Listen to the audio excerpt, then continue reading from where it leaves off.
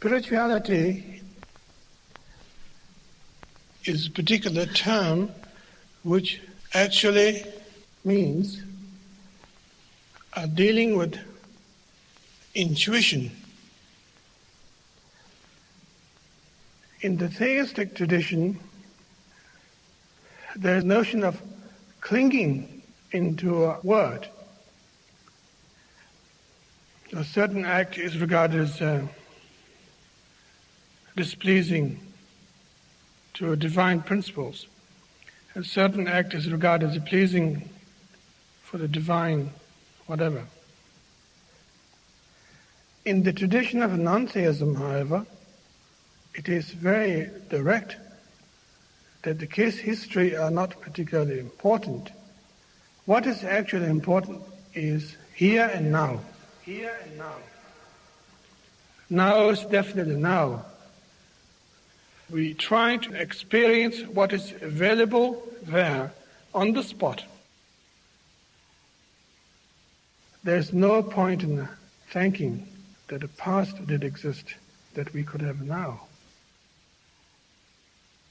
This is now. This very moment. Nothing mystical, just now, very simple, straightforward. And from that nowness, however, arises a sense of intelligence, always, that you are constantly interacting with the reality one by one, spot by spot, constantly. We actually experience fantastic precision, always. But we are threatened by the now, so we jump to the past or the future. Paying attention to the materials that exist in our life, such rich life that we lead. All these choices takes place all the time, but none of them are regarded as bad or good per se. Everything we experience are unconditional experience. They don't come along with a label by saying this is regarded as bad, or this is good.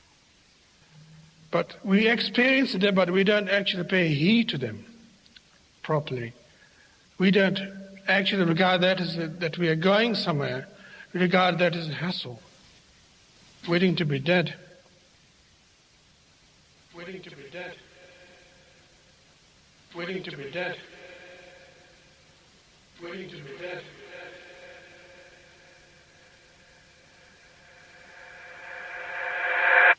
That's the problem. And that is not trusting the nowness properly, that what is actually experienced now possessed a lot of powerful things. It is so powerful that we can't face it. Therefore we have to borrow from the past, invite future all the time. And maybe that's why we seek religion. Maybe that's why we march in the street. Maybe that's why we complain to the society. Maybe that's why we vote for the presidents. It's quite ironical. Very funny indeed.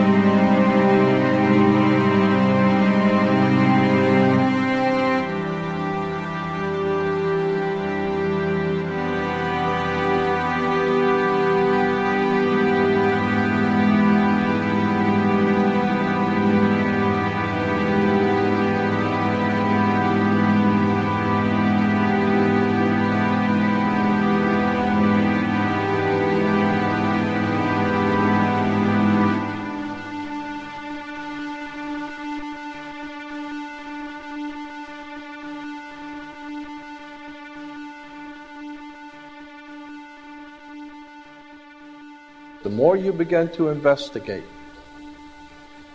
what we think we understand, where we came from, what we think we're doing, the more you begin to see we've been lied to.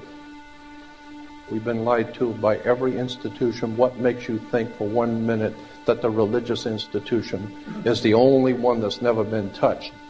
The religious institutions of this world are at the bottom of the dirt. The religious institutions in this world are put there by the same people who gave you your government, your corrupt education, who set up your international banking cartels, because our masters don't give a damn about you or your family. All they care about is what they have always cared about, and that's controlling the whole damn world. We have been misled away from the true and divine presence in the universe that men have called God. I don't know what God is, but I know what He isn't.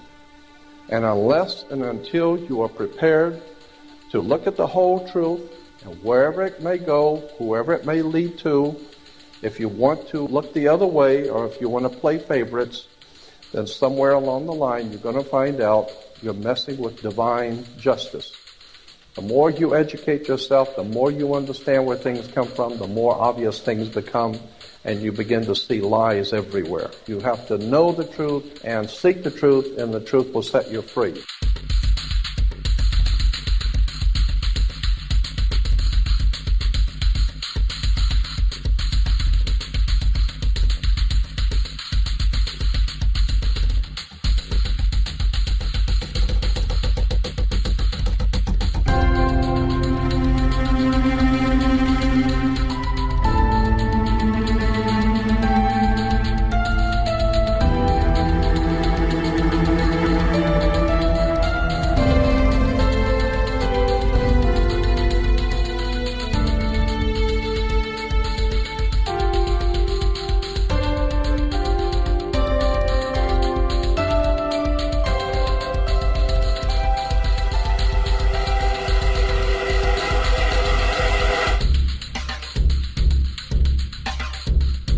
Because I got to tell you the truth, folks. I got to tell you the truth.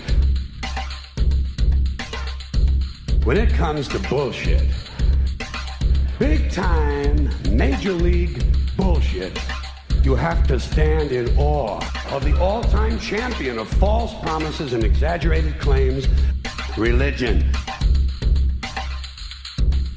Think about it. Religion has actually convinced people that there's an invisible man living in the sky who watches everything you do every minute of every day. And the invisible man has a special list of 10 things he does not want you to do. And if you do any of these 10 things, he has a special place full of fire and smoke and burning and torture and anguish where he will send you to live and suffer and burn and choke and scream and cry forever and ever till the end of time. But he loves you.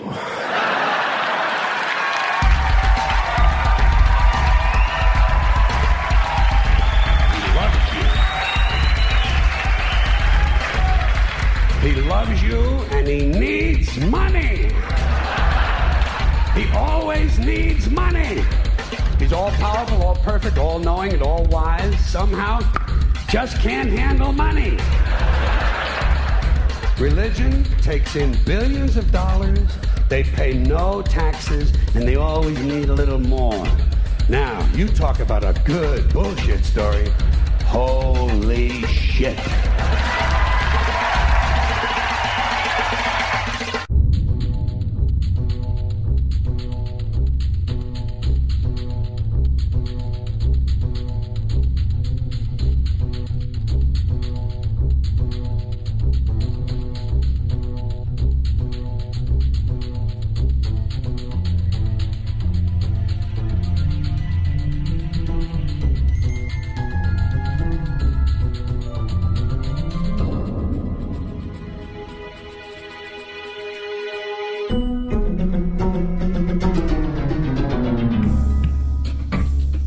This is the sun. As far back as 10,000 BC, history is abundant with carvings and writings reflecting people's respect and adoration for this object. And it is simple to understand why, as every morning the sun would rise, bringing vision, warmth, and security, saving man from the cold, blind, predator-filled darkness of night. Without it, the cultures understood, the crops would not grow, and life on the planet would not survive. These realities made the sun the most adored object of all time. Likewise, they were also very aware of the stars. The tracking of the stars allowed them to recognize and anticipate events which occurred over long periods of time, such as eclipses and full moons. They in turn cataloged celestial groups into what we know today as constellations. This is the cross of the zodiac, one of the oldest conceptual images in human history. It reflects the sun as it figuratively passes through the 12 major constellations over the course of a year. It also reflects the 12 months of the year, the 4 seasons, and the solstices and equinoxes. The term zodiac relates to the fact that constellations were anthropomorphized, or personified, as figures or animals. In other words, the early civilizations did not just follow the sun and stars, they personified them with elaborate myths involving their movements and relationships. The sun, with its life-giving and saving qualities, was personified as a representative of the unseen creator or God, God's Son, the light of the world, the savior of humankind. Likewise, the 12 constellations represented places of travel for God's Son, and were identified by names usually representing elements of nature that happened during that period of time. For example, Aquarius, the water bearer, who brings the spring rains.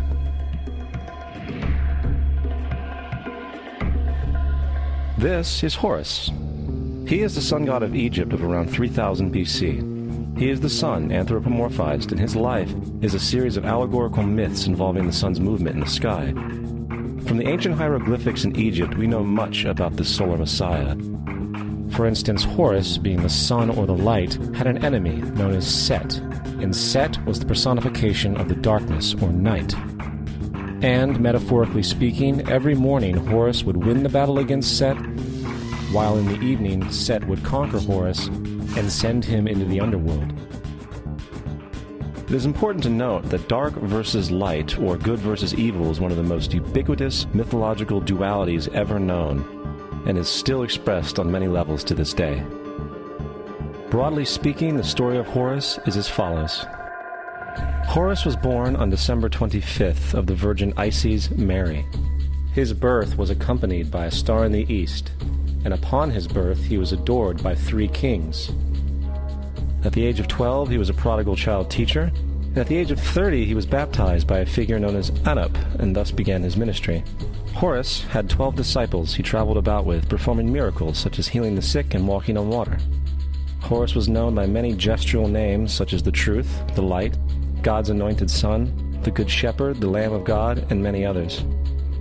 After being betrayed by Typhon, Horus was crucified, buried for 3 days, and thus resurrected. These attributes of Horus, whether original or not, seem to permeate many cultures of the world, for many other gods are found to have the same general mythological structure. Attis of Phrygia, born of the Virgin Nana on December 25th, crucified, placed in a tomb, and after 3 days was resurrected. Krishna of India, born of the Virgin Devaki, with a star in the east signaling his coming. He performed miracles with his disciples, and, upon his death, was resurrected. Dionysius of Greece, born of a virgin on December 25th, was a traveling teacher who performed miracles such as turning water into wine. He was referred to as the King of Kings, God's only begotten Son, the Alpha and Omega, and many others. And, upon his death, he was resurrected. Mithra of Persia, born of a virgin on December 25th, he had 12 disciples and performed miracles, and upon his death was buried for 3 days and thus resurrected. He was also referred to as the Truth, the Light, and many others. Interestingly, the sacred day of worship of Mithra was Sunday. The fact of the matter is, there are numerous saviors from different periods from all over the world which subscribe to these general characteristics. The question remains, why these attributes? Why the virgin birth on December 25th? Why dead for 3 days in the inevitable resurrection? Why 12 disciples or followers? To find out, let's examine the most recent of the solar messiahs. Jesus Christ was born of the Virgin Mary on December 25th in Bethlehem. His birth was announced by a star in the east, which 3 kings or magi followed to locate and adorn the new Savior. He was a child teacher at 12, and at the age of 30 he was baptized by John the Baptist, and thus began his ministry. Jesus had 12 disciples, which he traveled about with, performing miracles such as healing the sick, walking on water, raising the dead. He was also known as the King of Kings, the Son of God, the Light of the World, the Alpha and Omega, the Lamb of God, and many, many others. After being betrayed by his disciple Judas and sold for 30 pieces of silver, he was crucified, placed in a tomb, and after 3 days was resurrected and ascended into heaven. First of all, the birth sequence is completely astrological. The star in the east is Sirius, the brightest star in the night sky, which, on December 24th, aligns with the 3 brightest stars in Orion's belt. These 3 bright stars in Orion's belt are called today what they were called in ancient times, the 3 kings. And the 3 kings and the brightest star, Sirius, all point to the place of the sunrise on December 25th. This is why the 3 kings follow the star in the east, in order to locate the sunrise, the birth of the sun.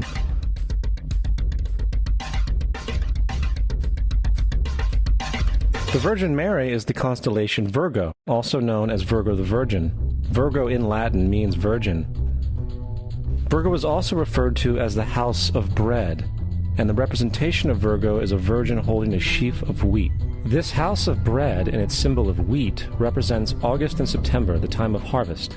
In turn, Bethlehem, in fact, literally translates to house of bread. Bethlehem is thus a reference to the constellation Virgo, a place in the sky, not on Earth. There's another very interesting phenomenon that occurs around December 25th, or the winter solstice. From the summer solstice to the winter solstice, the days become shorter and colder. And from the perspective of the northern hemisphere, the sun appears to move south and get smaller and more scarce. The shortening of the days and the expiration of the crops when approaching the winter solstice symbolize the process of death to the ancients. It was the death of the sun. And by December 22nd, the sun's demise was fully realized, for the sun, having moved south continually for 6 months, makes it to its lowest point in the sky. Here a curious thing occurs. The sun stops moving south, at least perceivably, for 3 days. And during this 3-day pause, the sun resides in the vicinity of the Southern Cross, or Crux, constellation. And after this time, on December 25th, the sun moves 1 degree, this time north, foreshadowing longer days, warmth, and spring. And thus it was said, the sun died on the cross, was dead for 3 days, only to be resurrected or born again. This is why Jesus and numerous other sun gods share the crucifixion, 3-day death, and resurrection concept. It is the sun's transition period before it shifts its direction back into the northern hemisphere, bringing spring and thus salvation. However, they did not celebrate the resurrection of the sun until the spring equinox, or Easter. This is because at the spring equinox the sun officially overpowers the evil darkness, as daytime thereafter becomes longer in duration than the night, and the revitalizing conditions of spring emerge. Now, probably the most obvious of all the astrological symbolism around Jesus regards the 12 disciples. They are simply the 12 constellations of the zodiac, which Jesus, being the sun, travels about with. In fact, the number 12 is replete throughout the Bible.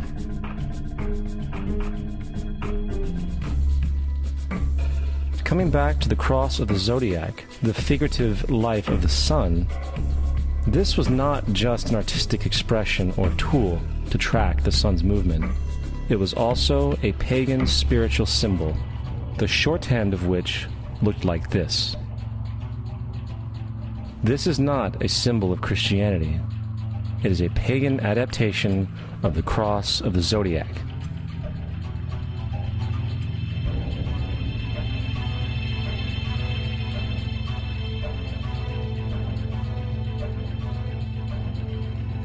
This is why Jesus in early occult art is always shown with his head on the cross, for Jesus is the Son of God, the light of the world, the risen Savior who will come again, as it does every morning, the glory of God who defends against the works of darkness, as he is born again every morning and can be seen coming in the clouds up in heaven with his crown of thorns or sun rays.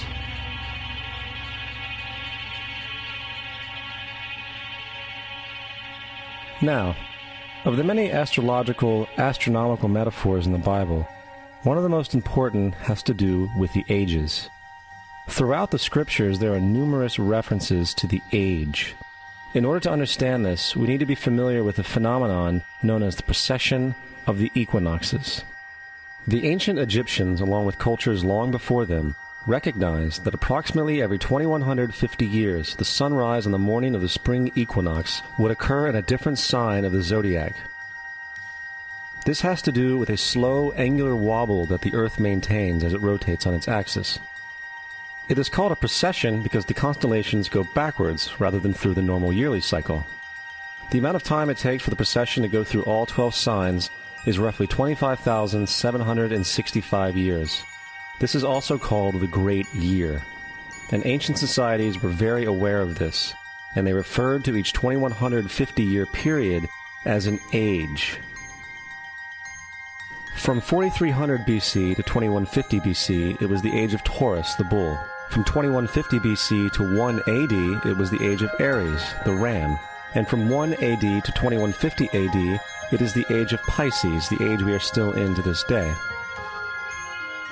And in and around 2150, we will enter the new age, the age of Aquarius. Now, the Bible reflects, broadly speaking, a symbolic movement through 3 ages while foreshadowing a 4th.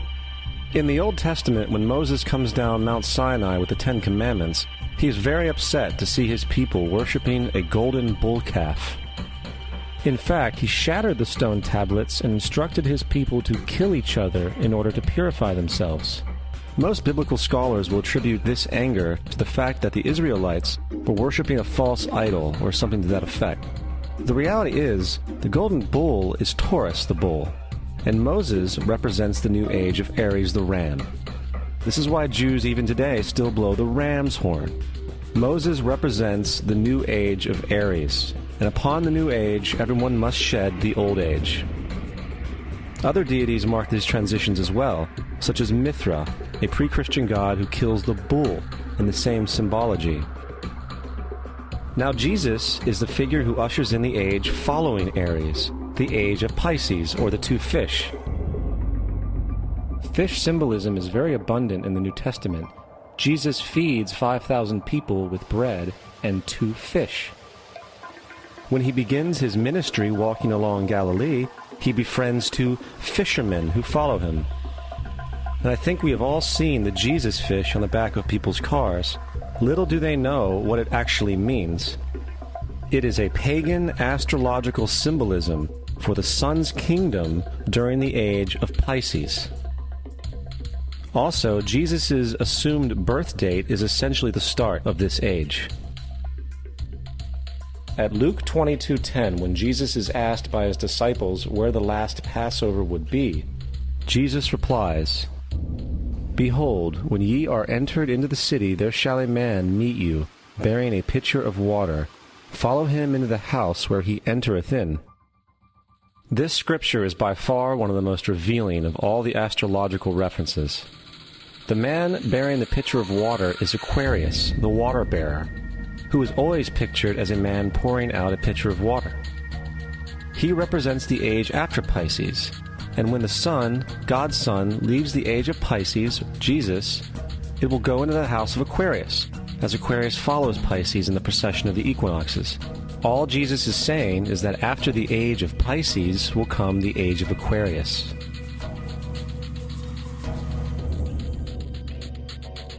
Now, we have all heard about the end times and the end of the world. The cartoonish depictions in the book of Revelation aside, The main source of this idea comes from Matthew 28:20, where Jesus says, "I will be with you even to the end of the world." However, in the King James Version, world is a mistranslation, among many mistranslations. The actual word being used is eon, which means age. I will be with you even to the end of the age, which is true, as Jesus' solar Piscean personification will end when the sun enters the age of Aquarius. The entire concept of end times and the end of the world is a misinterpreted astrological allegory. Let's tell that to the approximately 100 million people in America who believe the end of the world is coming. Furthermore, the character of Jesus being a literary and astrological hybrid is most explicitly a plagiarization of the Egyptian sun god Horus. For example, inscribed about 3,500 years ago on the walls at the Temple of Luxor in Egypt are images of the Annunciation, the miracle conception, the birth, and the adoration of Horus. The images begin with Thoth announcing to the Virgin Isis that she will conceive Horus, then Neph, the Holy Ghost, impregnating the Virgin, and then the virgin birth and the adoration. This is exactly the story of Jesus' miracle conception. In fact, the literary similarities between the Egyptian religion and the Christian religion are staggering.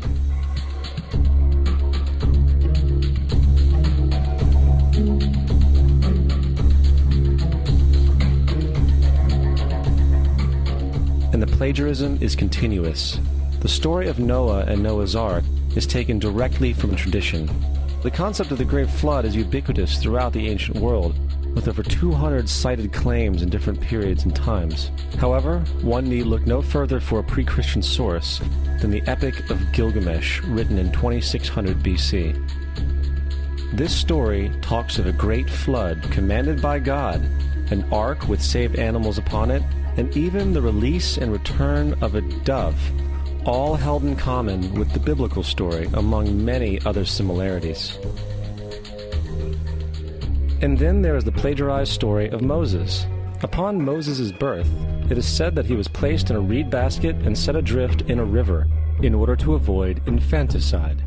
He was later rescued by a daughter of royalty and raised by her as a prince. This baby in a basket story was lifted directly from the myth of Sargon of Akkad of around 2250 BC. Sargon was born, placed in a reed basket in order to avoid infanticide, and set adrift in a river. He was in turn rescued and raised by Aki, a royal midwife. Furthermore, Moses is known as the lawgiver, the giver of the Ten Commandments, the Mosaic Law. However, the idea of a law being passed from God to a prophet up on a mountain is also a very old motif. Moses is just another lawgiver in a long line of lawgivers in mythological history. In India, Manu was the great lawgiver. In Crete, Minos ascended Mount Dicta, where Zeus gave him the sacred laws, while in Egypt there was Meses, who carried stone tablets and upon them the laws of God were written. Manu, Minos, Meses, Moses. And as far as the Ten Commandments, they are taken outright from spell 125 in the Egyptian Book of the Dead. What the Book of the Dead phrased, "I have not stolen," became "thou shalt not steal." "I have not killed," became "thou shalt not kill." "I have not told lies," became "thou shalt not bear false witness," and so forth. In fact, the Egyptian religion is likely the primary foundational basis for the Judeo-Christian theology. Baptism, afterlife, final judgment, virgin birth, death and resurrection, crucifixion, the Ark of the Covenant, circumcision, saviors, Holy Communion, Great Flood, Easter, Christmas, Passover, and many, many more are all attributes of Egyptian ideas long predating Christianity and Judaism. Justin Martyr, one of the first Christian historians and defenders, wrote, "When we say that he, Jesus Christ, our teacher, was produced without sexual union, was crucified and died and rose again and ascended into heaven, we propound nothing different from what you believe regarding those who you esteem sons of Jupiter." In a different writing, Justin Martyr said, "He was born of a virgin, except this in common with what you believe of Perseus." It's obvious that Justin and other early Christians knew how similar Christianity was to the pagan religions. However, Justin had a solution. As far as he was concerned, the devil did it. The devil had the foresight to come before Christ and create his characteristics in the pagan world. Fundamentalist Christianity, fascinating. These people actually believe the world is 12,000 years old. Swear to God. I actually asked one of these guys, okay, dinosaur fossils. He says, dinosaur fossils? God put those here to test our faith.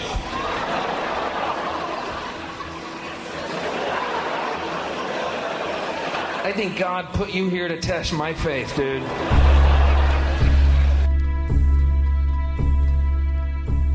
The Bible is nothing more than an astrotheological literary hybrid, just like nearly all religious myths before it. In fact, the aspect of transference of one character's attributes to a new character can be found within the book itself. In the Old Testament, there is the story of Joseph. Joseph was a prototype for Jesus. Joseph was born of a miracle birth. Jesus was born of a miracle birth. Joseph was of 12 brothers. Jesus had 12 disciples. Joseph was sold for 20 pieces of silver. Jesus was sold for 30 pieces of silver. Brother Judah suggests the sale of Joseph. Disciple Judas suggests the sale of Jesus. Joseph began his work at the age of 30. Jesus began his work at the age of 30. The parallels go on and on. Furthermore, is there any non-biblical historical evidence of any person living with the name Jesus, the son of Mary, who traveled about with 12 followers, healing people and the like? There are numerous historians who lived in and around the Mediterranean, either during or soon after the assumed life of Jesus. How many of these historians document this figure? Not one. However, to be fair, that doesn't mean defenders of the historical Jesus haven't claimed the contrary. 4 historians are typically referenced to justify Jesus' existence. Pliny the Younger, Suetonius, and Tacitus are the first 3. Each one of their entries consists of only a few sentences at best, and only refer to Christus or the Christ, which in fact is not a name but a title. It means the Anointed One. The 4th source is Josephus, and this source has been proven to be a forgery for hundreds of years. Sadly, it is still cited as truth. You would think that a guy who rose from the dead and ascended into heaven for all eyes to see and performed the wealth of miracles acclaimed to him would have made it into the historical record. It didn't, because once the evidence is weighed, there are very high odds that the figure known as Jesus did not even exist.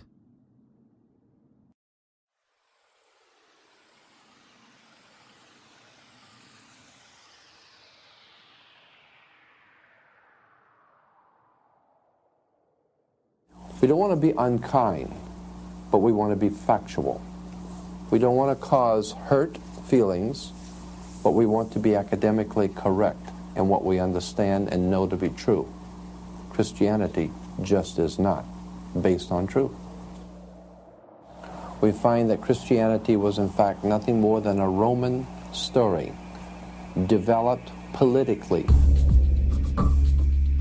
The reality is, Jesus was the solar deity of the Gnostic Christian sect, and like all other pagan gods, he was a mythical figure. It was the political establishment that sought to historize the Jesus figure for social control. By 325 AD in Rome, Emperor Constantine convened the Council of Nicaea. It was during this meeting that the politically motivated Christian doctrines were established, and thus began a long history of Christian bloodshed and spiritual fraud. And for the next 1600 years, the Vatican maintained a political stranglehold on all of Europe, leading to such joyous periods as the Dark Ages, along with enlightening events such as the Crusades and the Inquisition.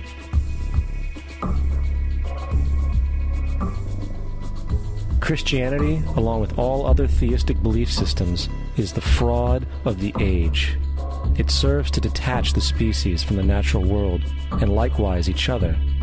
It supports blind submission to authority.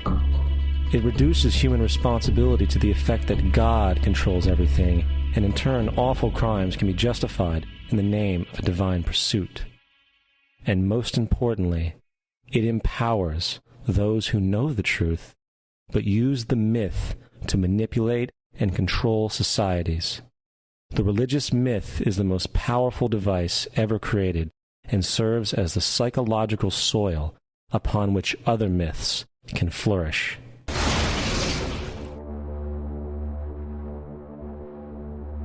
A myth is an idea that, while widely believed, is false.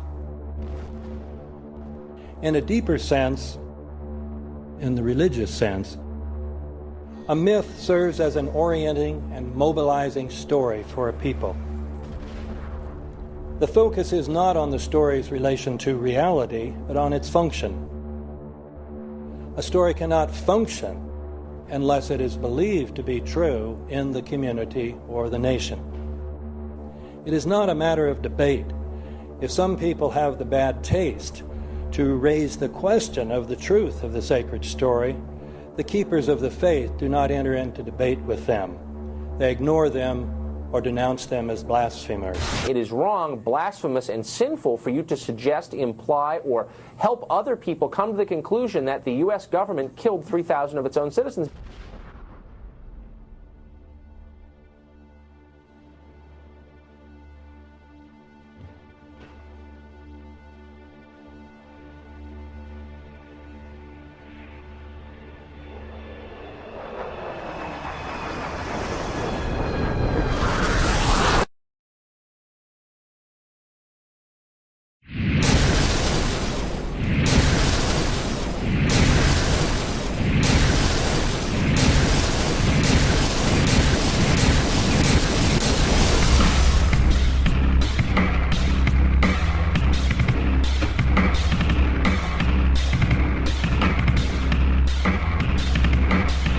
As if a demolition team set off when you see the old demolitions of these old buildings. It looks like one of those scenes of an old building being purposely dynamited and blown up. Anybody who's ever watched a building being demolished on purpose knows that if you're going to do this, you have to get at the under-infrastructure of a building and bring it down. The way the structure is collapsing, this was the result of something that was planned. It's not accidental that the first tower just happened to collapse and then the second tower just happened to collapse in exactly the same way.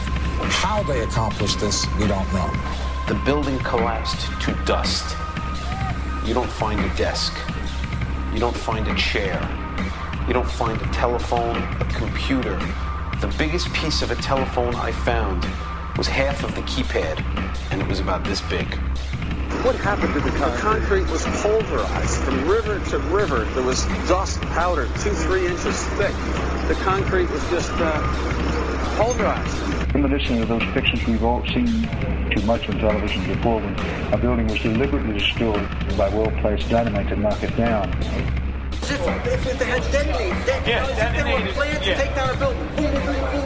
I heard a second explosion. There was a heavy-duty explosion. Then there was some secondary explosions and then subsequent collapses. An explosion blew and it knocked everybody over. To me, it sounded like an explosion. It sounded like gunfire. Bang, bang, bang, bang, bang. And then all of a sudden, 3 big explosions. We heard a big explosion coming down. And then the entire top of the building just blew up. We saw some kind of explosion. By the force of the explosions. Big explosion. Blew us back into the 8th floor. Then we get to the lobby. This is a big explosion.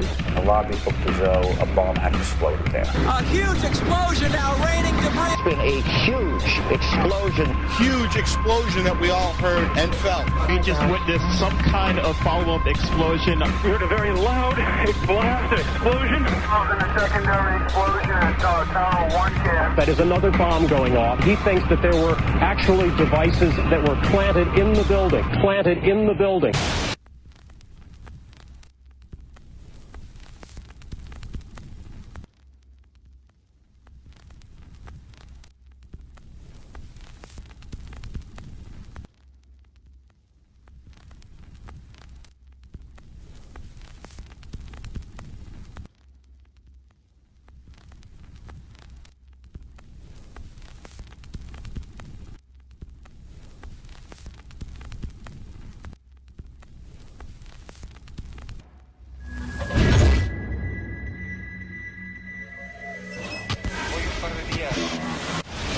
I don't think anybody could have predicted that they would try to use an airplane as a missile, a hijacked airplane as a missile. Nobody in our government, at least, and I don't think the prior government that could envision flying airplanes into buildings. No specific threat involving really domestic operation or involving what happened, obviously, the city's airliner and so forth. There were no warning signs that I'm aware of. USA Today reports that in the 2 years before the attacks on September the 11th, NORAD conducted exercises using hijacked airliners as weapons.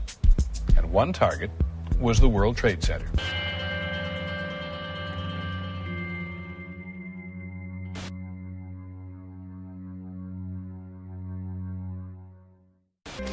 In confidential documents from the Philippines obtained by CNN, the plan was clear. He will board any American commercial aircraft, control its cockpit, and dive it at the CIA headquarters. Other buildings targeted the Pentagon and the World Trade Center. Security in counterterrorism was blinking red, in the words of George Tenet, that the warnings of an imminent attack were so severe that something dramatic should have been done. It was unparalleled. Instead, our president went on a month-long vacation.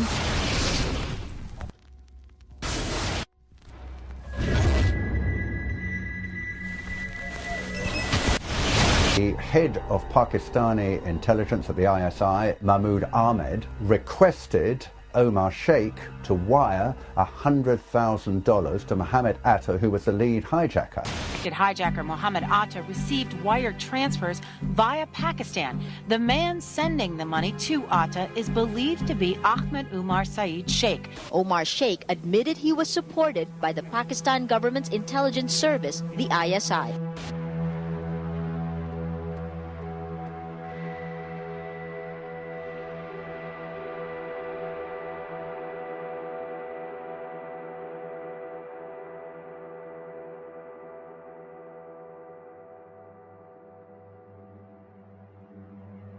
Although we are told that 4 or 5 of the alleged hijackers were on each of the flights. If so, their names should have been on the flight manifests.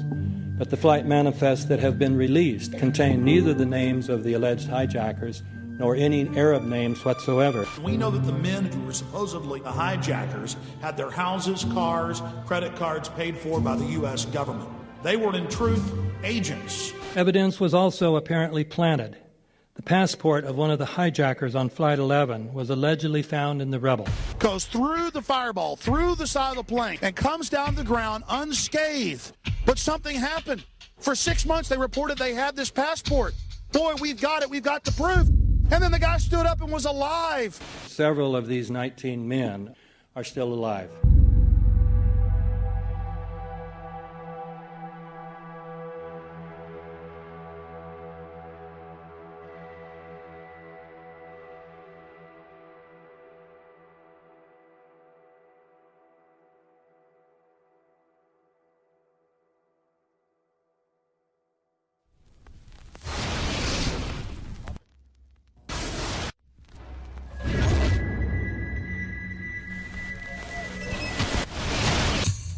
Of course we're after Saddam Hussein, bin Laden. He's January 2001, the Bush administration orders the FBI and intelligence agencies to back off investigations involving the bin Laden family, including 2 of Osama bin Laden's relatives, who were living, guess where, in Falls Church, Virginia, right next to CIA headquarters. When he was already America's most wanted criminal, he reportedly spent 2 weeks in the American hospital in Dubai, was treated by an American doctor, and visited by the local CIA agent. We have not seen one piece of evidence that links Osama bin Laden directly to the planning stages of September 11th. This failure to provide proof was later said to be unnecessary because bin Laden, in a video allegedly found in Afghanistan, admitted responsibility for the attacks. This confession is now widely cited as proof. But the man in this video has darker skin, fuller cheeks, and a broader nose than the Osama bin Laden of all other videos. We again seem to have planted evidence. In 1976, Osama's older brother Salim bin Laden hired a man in Texas by the name of Jim Bath to handle all the investments in the United States for the bin Laden family. Jim Bath also happens to be a personal, almost lifelong friend and former Air National Guard pilot with George W. Bush. The connections between the Bushes and the bin Ladens become much more clear when George Herbert Walker Bush made trips to Saudi Arabia in 1998 and 2000 to meet with the bin Laden family on behalf of a company called the Carlyle Group.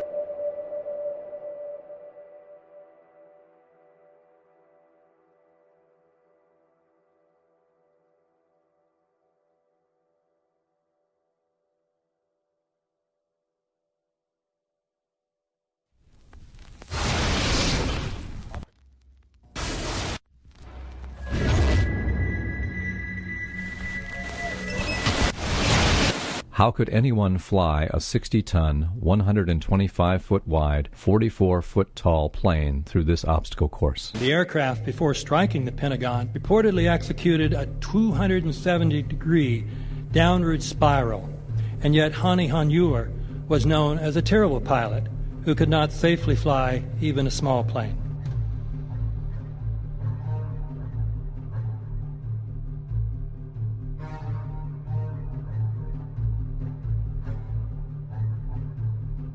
No seats, no luggage, no bodies. Nothing but bricks and limestone. The official explanation is that the intense heat from the jet fuel vaporized the entire plane. Flight 77 had 2 Rolls-Royce engines made of steel and titanium alloy and weigh 6 tons each.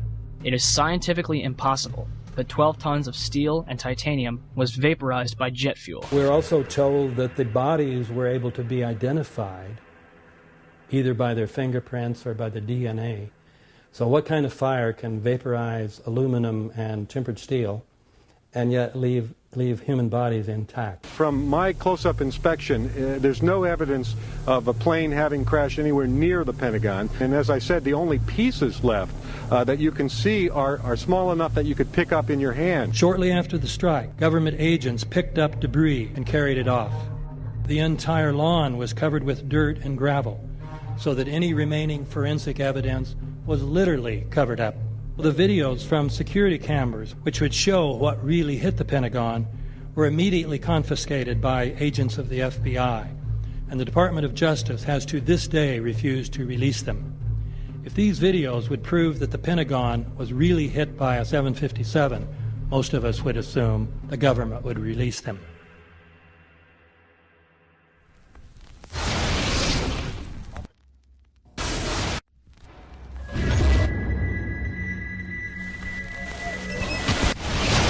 It looks like there's nothing there except for a hole in the ground.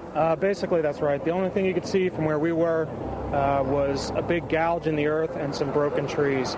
We could see some people walking around in the area, but from where we could see, there wasn't much left. Any large pieces of debris at all? No, there was nothing that you could distinguish that a plane had crashed there.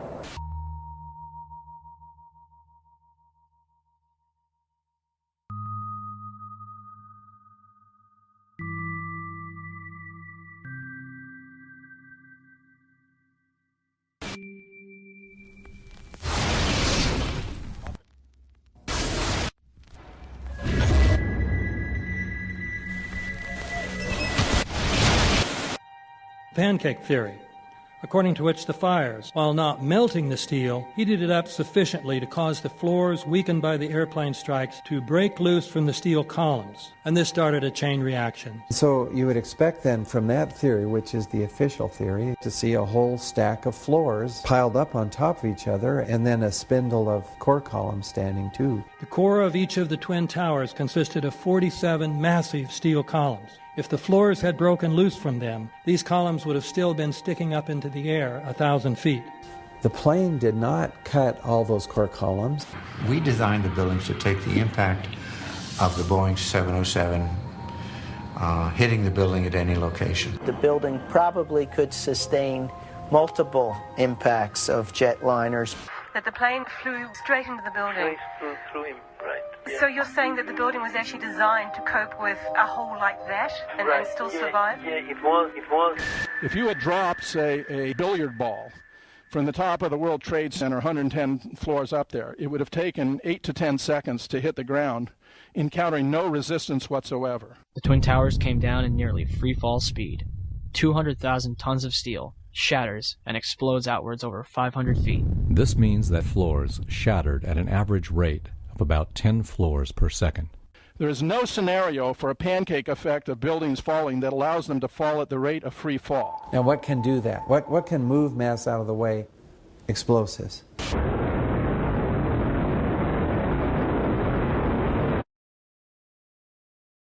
"47 huge steel columns going up the core. They're interconnected. How do you get them to fail simultaneously so the core disappears? It looks like those core columns were cut. The way we do this is by cutting the beam at an angle.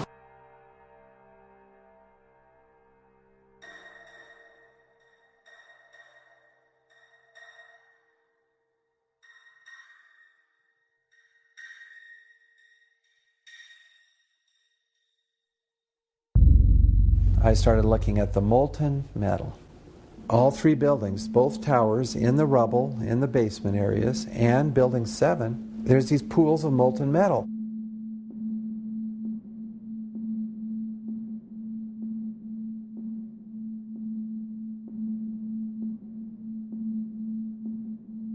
You'd get down below and you'd see molten steel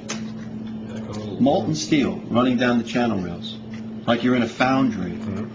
Like lava. The molten steel was found 3, 4, and 5 weeks later, when the rubble was being removed. He said that molten steel was also found underneath World Trade Center 7. So I'm looking through the official reports. What do they say about the molten metal? They say nothing. Now, wait a minute. This is important evidence. So where'd that come from? Thermite is so hot that it'll just cut through steel, through structural steel, for example, like a knife through butter. The products are molten iron and aluminum oxide, which goes off primarily as a dust. You know those enormous dust clouds? You can imagine when you assemble these chemicals on a large scale.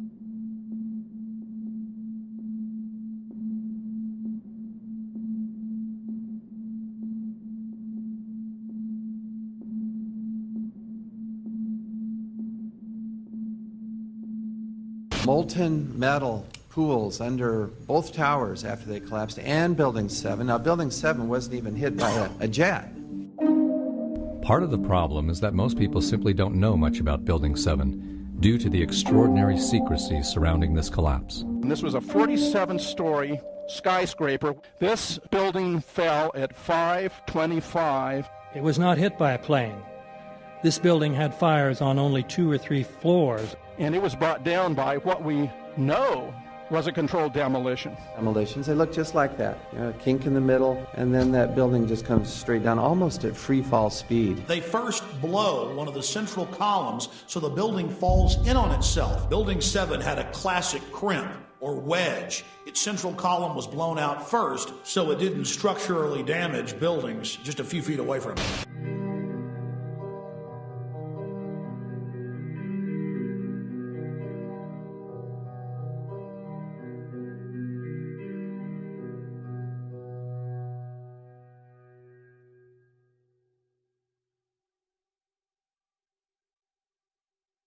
Our office was on the B1 level. As I was talking to a supervisor at 8:46, and all of a sudden we hear, boom! An explosion so hard that pushed us upwards. And it came from the basement between the B2 level and the B3 level. And when I went to verbalize, we hear, boom! The impact of the plane on the top. As I'm walking by the main freight corridor building in the corridor, that's when I got blown. I mean, the impact of the explosion threw me to the floor, and that's when everything started happening. All of a sudden, a big impact happened again, and all the ceiling tile was falling down, the light fixtures were falling. You know, you got to go clear across the whole from 1 to 2 World Trade Center, and then all of a sudden, it happened all over again. Something else hit us to the floor. Right in the basement, you felt it. Walls were caving in, everything that was going on. I mean, I know of people that got killed in the basement. I know of people that got broken legs in the basement. People that got reconstructive surgery because the walls hit them in the face.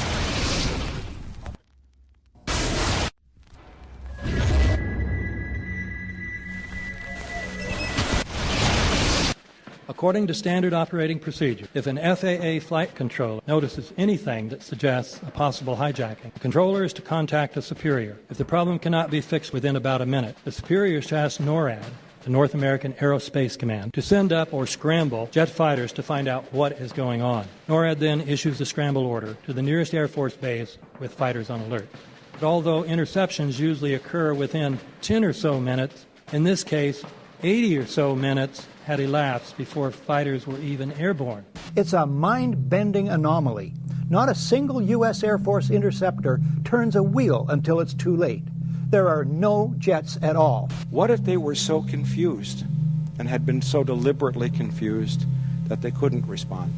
The reason that they didn't know where to go was because a number of conflicting and overlapping war game exercises were taking place. It involved the insertion of false radar blips onto radar screens in the Northeast Air Defense Sector. Center Team U, we have a problem here. We have a hijacked aircraft headed towards New York. We need someone to scramble some F-16s or something up there to help us out. Is this real world or exercise? Is this real world or exercise? There was another exercise, Vigilant Warrior, which was, in fact, according to a NORAD source, a live-fly hijack drill being conducted at the same time. With only 8 available fighter aircraft, and they have to be dispatched in pairs, they were dealing with as many as 22 possible hijacks on the day of 9/11, and they couldn't separate the war game exercises from the actual hijacks.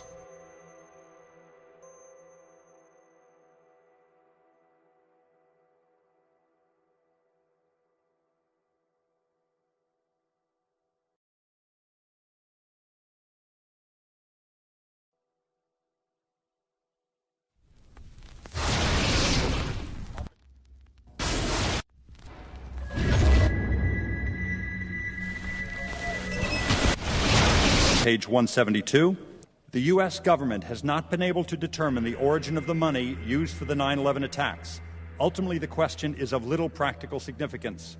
The American authorities have not managed to trace the source of the funding. And then the most amazingly disingenuous statement, ultimately, is it of little consequence. It is of massive consequence. Doesn't it matter who paid for 9/11? The collapse of Building 7 has been recognized as especially difficult to explain.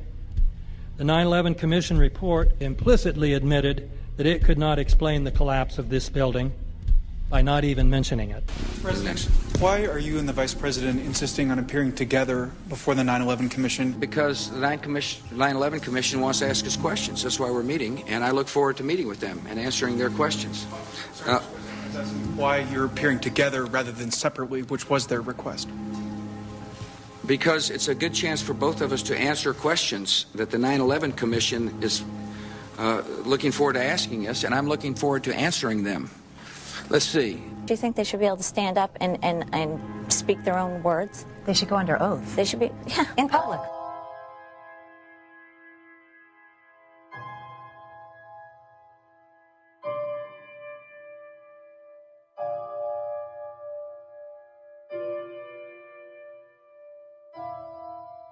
Don't you think that the families deserve to have a transcript or to be able to see what you Adam, said? you asked me that question yesterday. I got the same answer, yeah.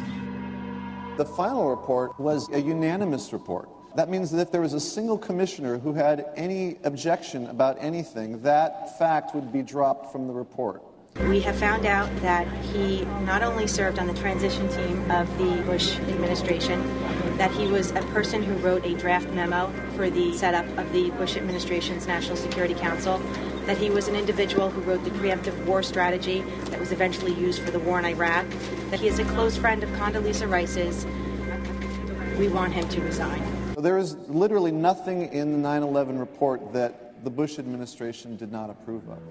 We can understand, therefore, why the Commission, under Zelikow's leadership, would have ignored all the evidence that would point to the truth, that 9/11 was a false flag operation intended to authorize the doctrines and funds needed for a new level of imperial mobilization.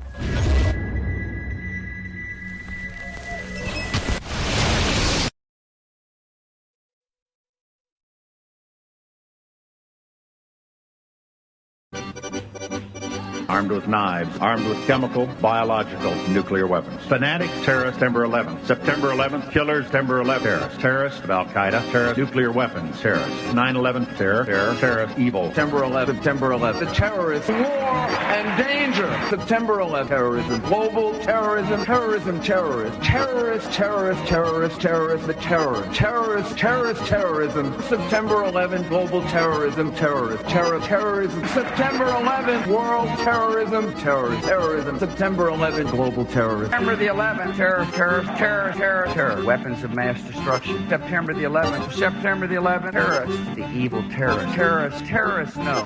Terrorism. The words are hypnotically repeated.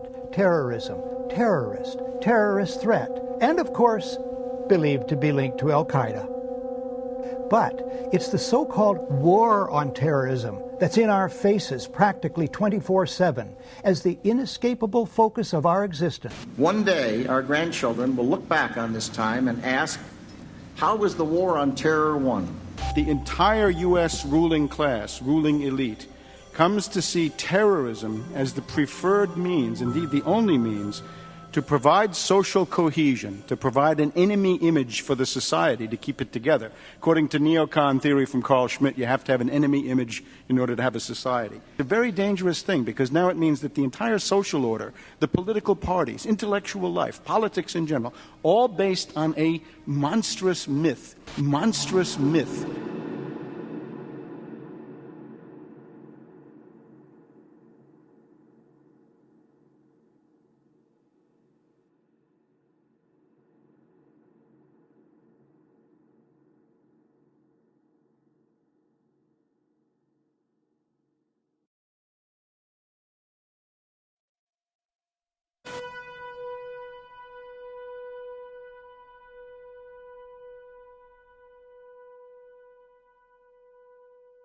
Look, the CIA has done in this country, what they've done to us is unbelievable.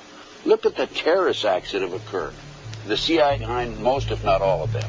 We had the Marine barracks. We had our embassy in Kenya. We had Pan Am 103. We had the USS Cole. We had Oklahoma City. We had the World Trade Center in 1993. That helped the terrorists blow up the World Trade Center the first time. They built the bomb. They got the driver's license. The informant, the FBI informant, a fellow named Salam, a 43-year-old former Egyptian army officer, he was given the assignment to put the bomb together. And he went to his supervisor, his FBI supervisor, and said, we're going to put a dummy bomb in here, right? And the FBI supervisor said, no, we're going to put a real bomb. The FBI actually carried out the attack on the World Trade Center in 1993. They actually hired Ahmad Salam and paid him $1 million and gave him real explosives, a detonator, and told him to build a bomb and to give it to the foolish people that he was controlling to allow them to attack the World Trade Center complex. Unfortunately for them, there were only 6 people killed, not enough to pass the legislation. So what happened is 2 years later, April 19, 1995, down comes Oklahoma City Murrah building, 168 people killed. 1 year later, the anti-terrorism legislation that takes away many of our constitutional rights and civil liberties is passed.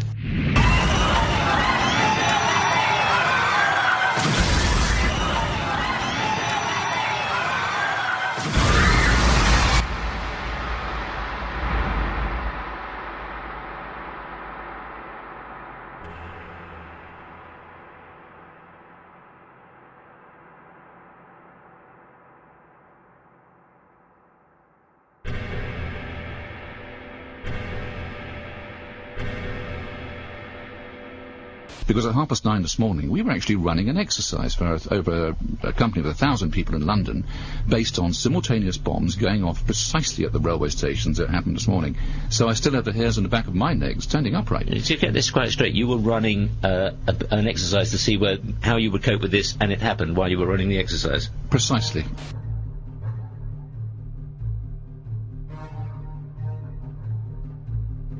Supposed to believe is some kind of coincidence, there was also an anti-terrorist drill going on 7/7.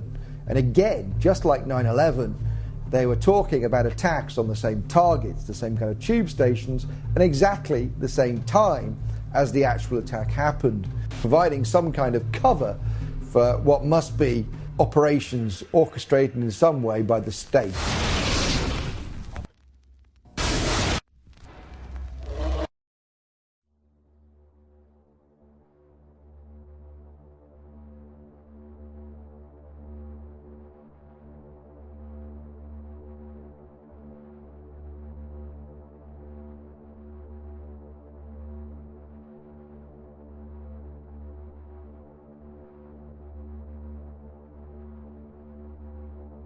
I am absolutely appalled at how much people in this country do not think.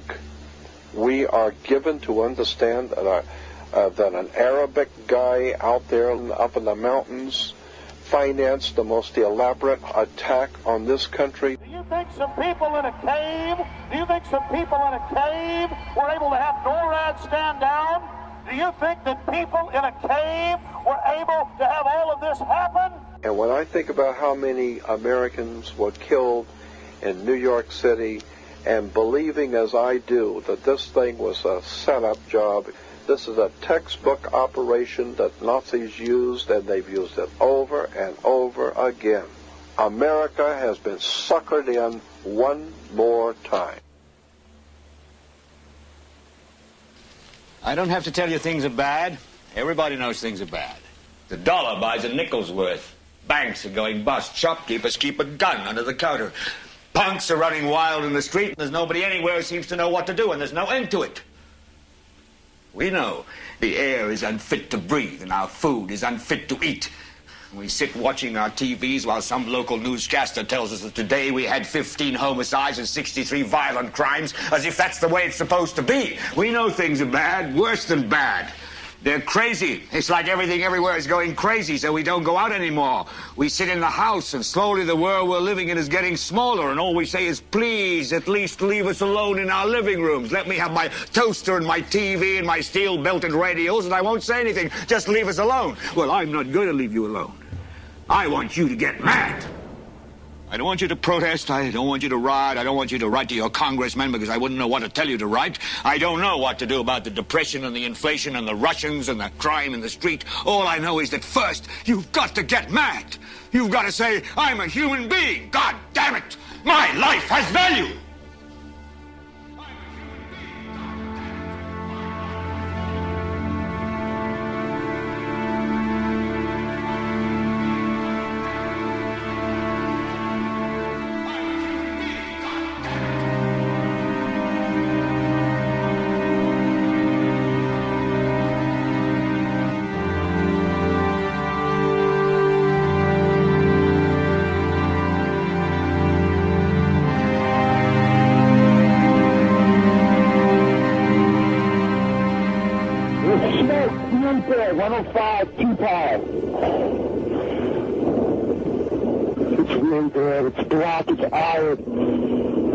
My wife thinks I'm all right. I called her and said I was leaving the building. I was fine, and bang. To three of us, 2 broken windows. Oh, God! Ah!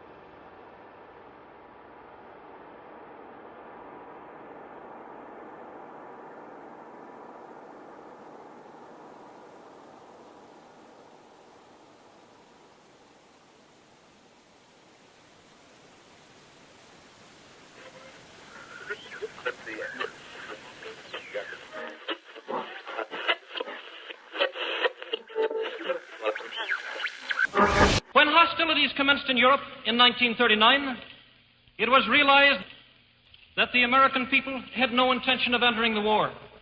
But they believed that this country could be enticed into the war in very much the same way that it was enticed into the last one. They planned, first, to prepare the United States for foreign war under the guise of American defense. Second, to involve us in the war step by step without our realization. Third, to create a series of incidents which would force us into the actual conflict. These plans were, of course, to be covered and assisted by the full power of their propaganda. Our theaters soon became filled with plays portraying the glory of war. Newsreels lost all semblance of objectivity, and they have used the war to justify the restriction of congressional power and the assumption of dictatorial procedures on the part of the President and his appointees. A fear campaign was inaugurated. We cannot allow the natural passions and prejudices of other peoples to lead our country to destruction.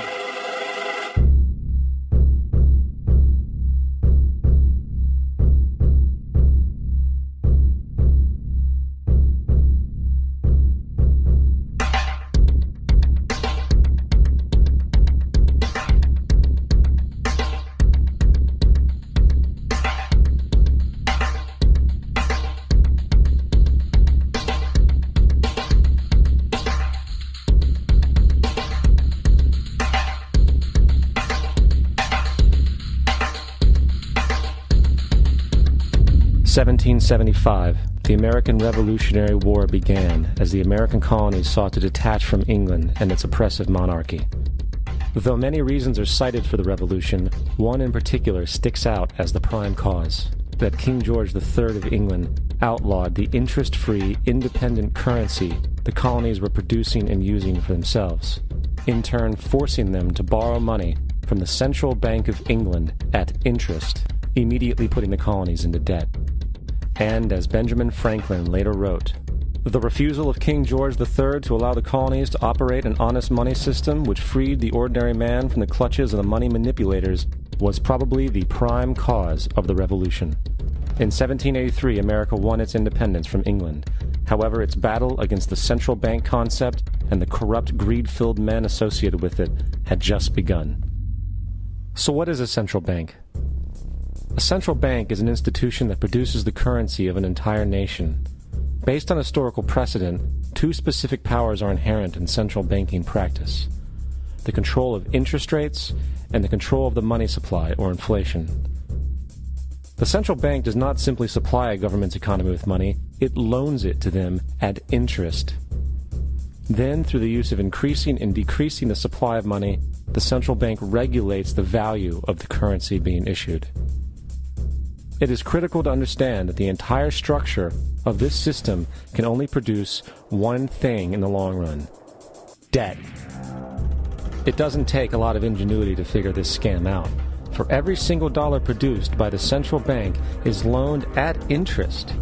That means every single dollar produced is actually the dollar plus a certain percent of debt based on that dollar. And since the central bank has the monopoly over the production of the currency for the entire country, and they loan each dollar out with immediate debt attached to it, where does the money to pay for the debt come from? It can only come from the central bank again, which means the central bank has to perpetually increase its money supply to temporarily cover the outstanding debt created, which in turn, since that new money is loaned out at interest as well, creates even more debt. The end result of this system without fail is slavery, for it is impossible for the government and thus the public to ever come out of the self-generating debt. The founding fathers of this country were well aware of this.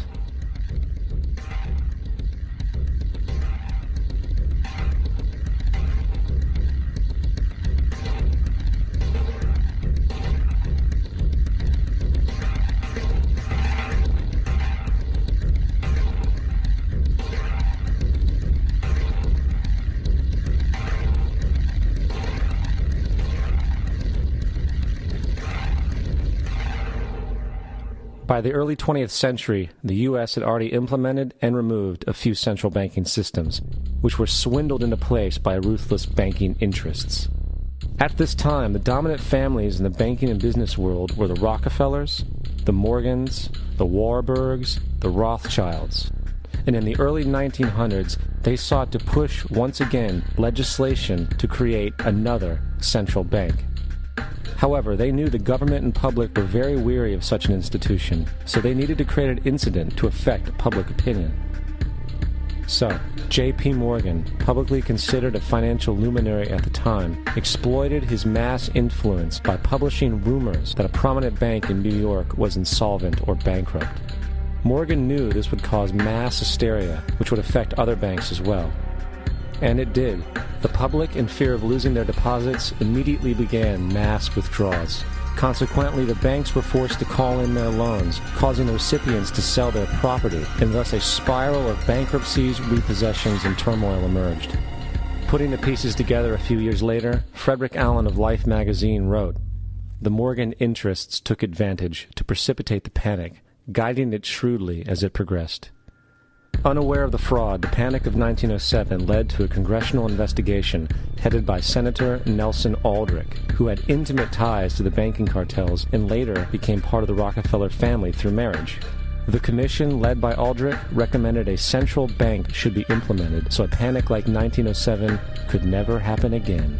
This was the spark the international bankers needed to initiate their plan. In 1910, a secret meeting was held at a J.P. Morgan estate on Jekyll Island off the coast of Georgia. It was there that the central banking bill called the Federal Reserve Act was written. This legislation was written by bankers, not lawmakers. This meeting was so secretive, so concealed from government and public knowledge that the 10 or so figures who attended disguised their names when en route to the island. After this bill was constructed, it was then handed over to their political frontman, Senator Nelson Aldrich, to push through Congress. And in 1913, with heavy political sponsorship by the bankers, Woodrow Wilson became president, having already agreed to sign the Federal Reserve Act in exchange for campaign support. And 2 days before Christmas, when most of Congress was at home with their families, the Federal Reserve Act was voted in, and Wilson in turn made it law. Later, Woodrow Wilson wrote, in regret,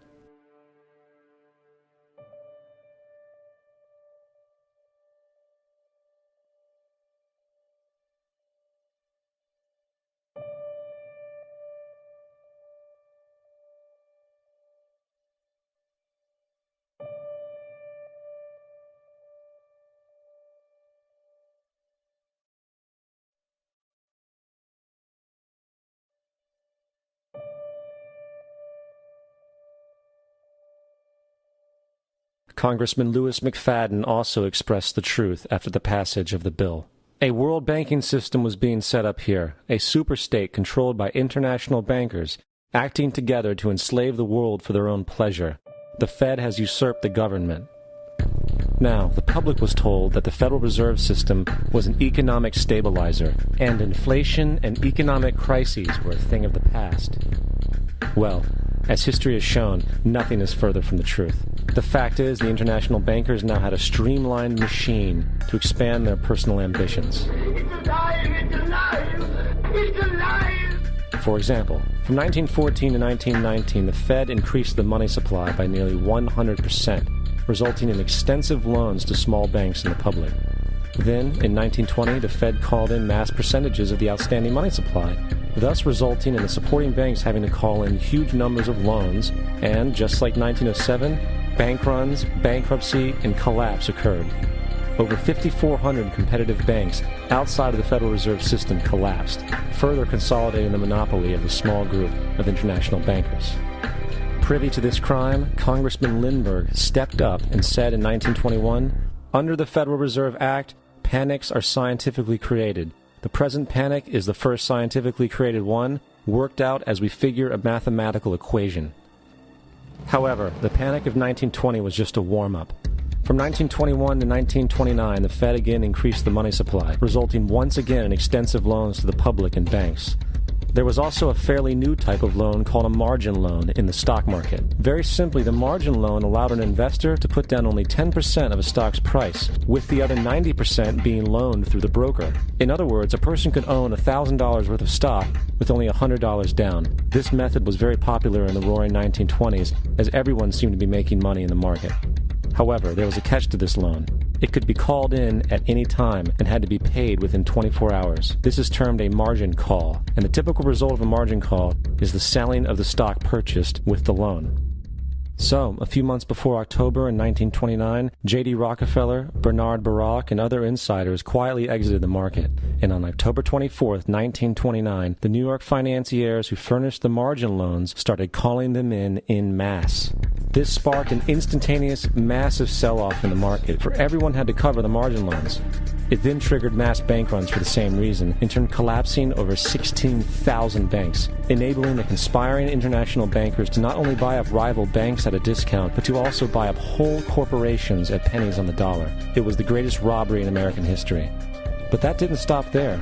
Rather than expanding the money supply in order to recover from this economic collapse, the Fed actually contracted it, fueling one of the largest depressions in history.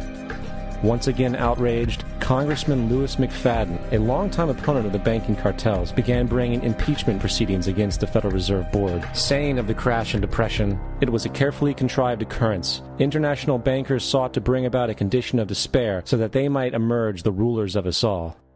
Not surprisingly, and after 2 previous assassination attempts, McFadden was poisoned at a banquet before he could push for the impeachment. Now, having reduced the society to squalor, the Federal Reserve bankers decided that the gold standard should be removed. In order to do this, they needed to acquire the remaining gold in the system. So, under the pretense of helping to end the Depression, came the 1933 gold seizure. Under the threat of imprisonment for 10 years, everyone in America was required to turn in all gold bullion to the Treasury, essentially robbing the public of what little wealth they had left. And at the end of 1933, the gold standard was abolished. If you look at a dollar bill from before 1933, it says it is redeemable in gold. You look at a dollar bill today, it says it is legal tender, which means it is backed by absolutely nothing. It is worthless paper. The only thing that gives our money value is how much of it is in circulation. Therefore, the power to regulate the money supply is also the power to regulate its value, which is also the power to bring entire economies and societies to its knees.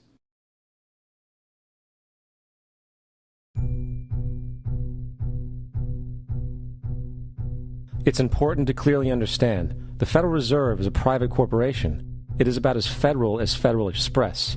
It makes its own policies and is under virtually no regulation by the U.S. government.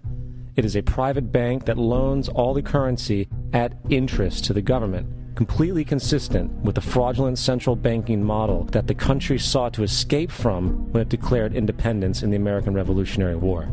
Now, going back to 1913, the Federal Reserve Act was not the only unconstitutional bill pushed through Congress. They also pushed the federal income tax. It's worthwhile to point out that the American public's ignorance towards the federal income tax is a testament to how dumbed down and oblivious the American population really is. First of all, the federal income tax is completely unconstitutional, as it is a direct, unapportioned tax. All direct taxes have to be apportioned to be legal based on the Constitution. Secondly, the required number of states in order to ratify the amendment to allow the income tax was never met, and this has even been cited in modern court cases.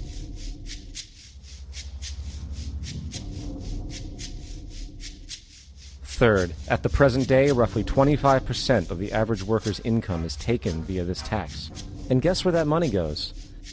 It goes to pay the interest on the currency being produced by the fraudulent Federal Reserve Bank, a system that does not have to exist at all. The money you make working almost 3 months out of the year goes almost literally into the pockets of the international bankers who own the private Federal Reserve Bank.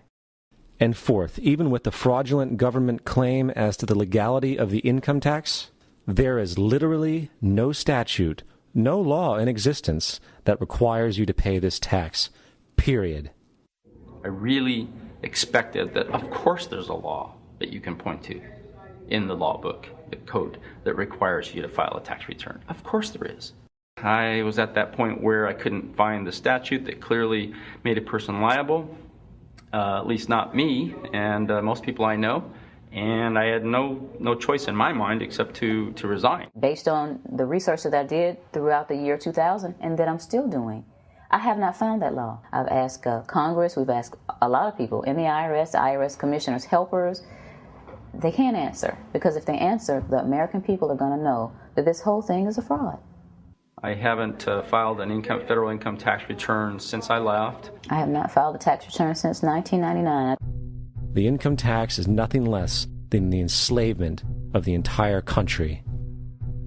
Now, the control of the economy and the perpetual robbery of wealth is only one side of the Rubik's Cube the bankers hold in their hands. The next tool for profit and control is war. Since the inception of the Federal Reserve in 1913, a number of large and small wars have commenced. The three most pronounced were World War I, World War II, and Vietnam.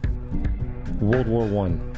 In 1914, European wars broke out centered around England and Germany. The American public wanted nothing to do with the war. In turn, President Woodrow Wilson publicly declared neutrality. However, under the surface, the U.S. administration was looking for any excuse it could find to enter it. In a noted observation by Secretary of State William Jennings, the large banking interests were deeply interested in the World War because of the wide opportunities for large profits. It's important to understand that the most lucrative thing that can happen for the international bankers is war, for it forces the country to borrow even more money from the Federal Reserve Bank at interest. Woodrow Wilson's top advisor and mentor was Colonel Edward House, a man with intimate connections with the international bankers who wanted in the war. In a documented conversation between Colonel House, Wilson's advisor, and Sir Edward Grey, the Foreign Secretary of England, regarding how to get America into the war, Grey inquired, "What will Americans do if Germans sink an ocean liner with American passengers on board?" House responded, "I believe that a flame of indignation would sweep the United States, and that by itself would be sufficient to carry us into war." So, on May 7, 1915, on essentially the suggestion of Sir Edward Grey, a ship called the Lusitania was deliberately sent into German-controlled waters, where German military vessels were known to be. And, as expected, German U-boats torpedoed the ship, exploding stored ammunition, killing 1,200 people. To further understand the deliberate nature of this setup, the German embassy actually put advertisements in the New York Times telling people that if they boarded the Lusitania, they did so at their own risk, as such a ship sailing from America to England through the war zone would be liable to destruction. In turn, and as anticipated, the sinking of the Lusitania caused a wave of anger among the American population, and America entered the war a short time after. The First World War caused 323,000 American deaths. J.D. Rockefeller made $200 million off of it. Not to mention the war cost about $30 billion for America, most of which was borrowed from the Federal Reserve Bank at interest, furthering the profits of the international bankers. World War II. On December 7, 1941, Japan attacked the American fleet at Pearl Harbor, triggering our entry into that war. President Franklin D. Roosevelt declared the attack was a day that will live in infamy. A day of infamy indeed, but not because of the alleged surprise attack on Pearl Harbor. After 60 years of surfacing information, it is clear that not only was the attack on Pearl Harbor known weeks in advance, it was outright wanted and provoked. Roosevelt, whose family had been New York bankers since the 18th century, whose uncle Frederick was on the original Federal Reserve Board, was very sympathetic to the interests of the international bankers, and the interest was to enter the war, as we've seen, nothing is more profitable for international bankers than war. In a journal entry by Roosevelt's Secretary of War Henry Stimson, dated November 25, 1941, he documented a conversation he had with Roosevelt. The question was, how should we maneuver them into firing the first shot? It was desirable to make sure the Japanese be the ones to do this, so that there should remain no doubt as to who were the aggressors.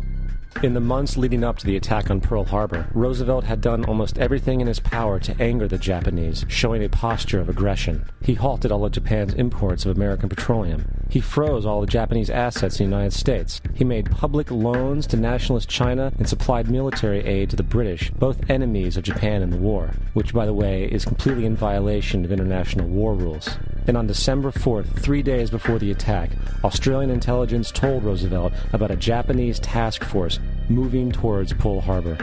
Roosevelt ignored it. So, as hoped and allowed, on December 7, 1941, Japan attacked Pearl Harbor, killing 2,400 soldiers. Before Pearl Harbor, 83% of the American public wanted nothing to do with the war. After Pearl Harbor, 1 million men volunteered for the war.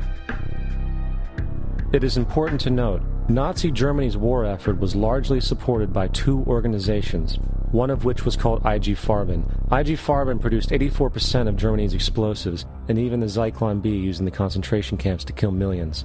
One of the unspoken partners of IG Farben was J.D. Rockefeller's Standard Oil Company in America. In fact, the German Air Force could not operate without a special additive patented by Rockefeller's Standard Oil. The drastic bombing of London by Nazi Germany, for example, was made possible by a $20 million sale of fuel to IG Farben by the Rockefeller Standard Oil Company. This is just one small point on the topic of how American business funded both sides of World War II. One other treasonous organization worth mentioning is the Union Banking Corporation of New York City.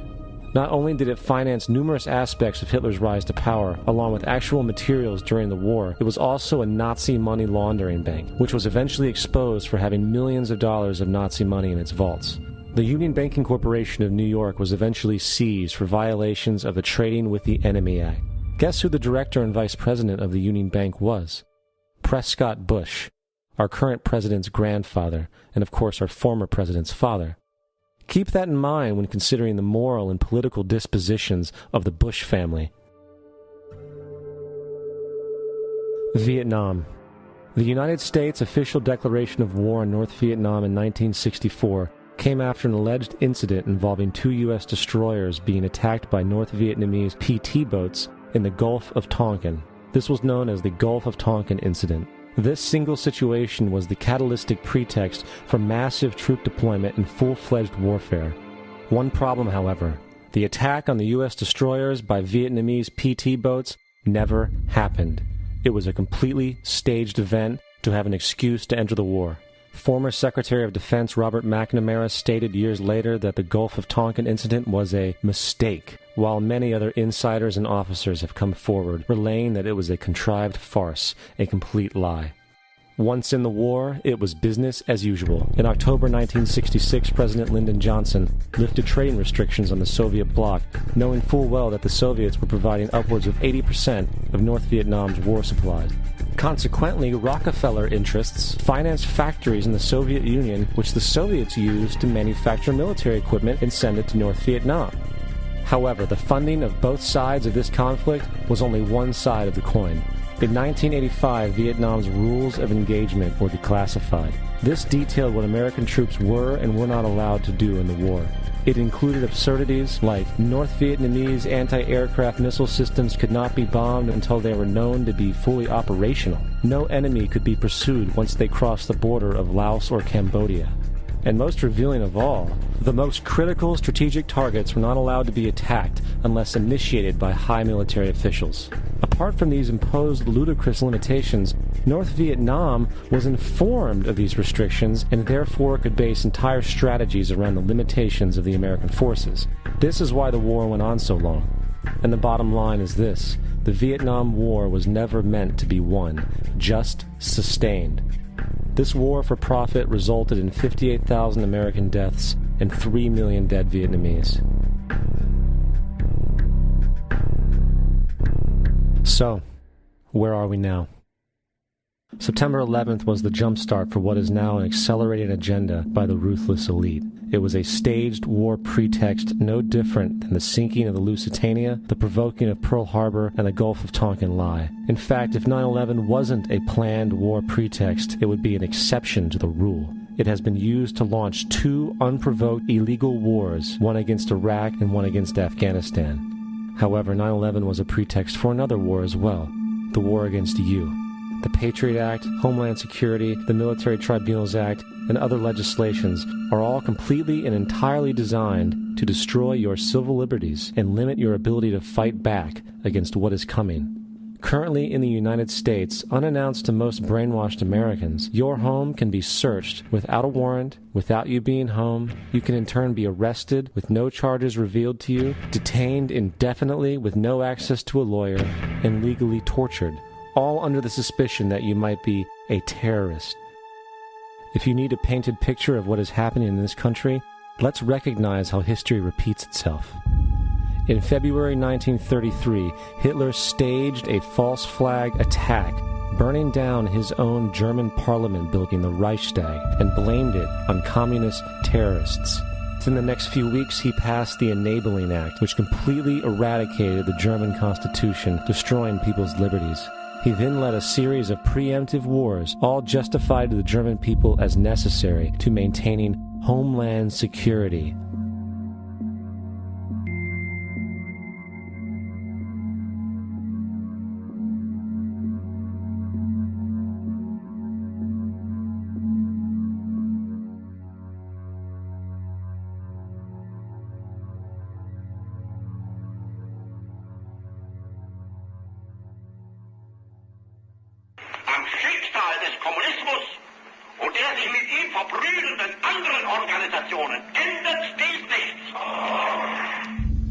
Our enemy is a radical network of terrorists and every government that supports them.